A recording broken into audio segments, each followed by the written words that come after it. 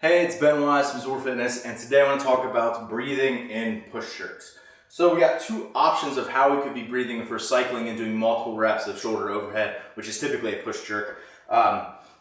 It's either going to be in the front rack, up right here, which is a nice high support position I can rest and breathe in. I'm not going to be able to breathe while I'm transitioning up over to overhead. However, once I'm actually locked out overhead, provided my mobility is okay, I'm going to be able to breathe just fine here. So those are two positions you could potentially breathe in.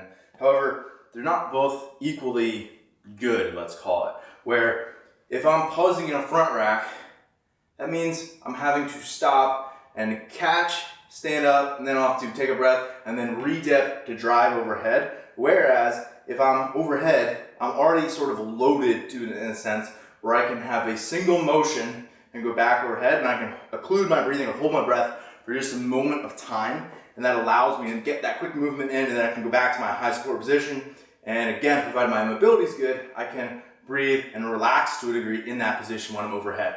So this is what the breathing will sound like. I'll try to exaggerate the sound or loudness of my breath as I'm doing this.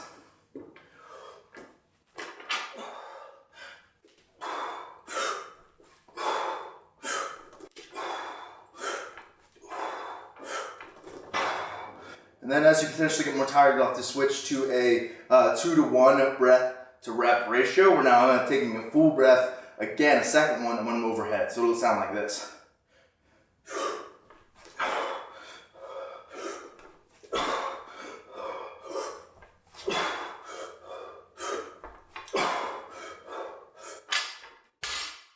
So that's what the breath cadence will sound like. Obviously, if you're more tired, that 2-to-1 is what you're going to go with. However, you're always better off trying to hold on to these unbroken sets as long as possible, because provided the bar's coming from the ground, you essentially have to do a clean just to get as like a buy-in into the push jerk. So it's always a much better option to try to continue to cycle as quickly as you can, shoulder to overhead.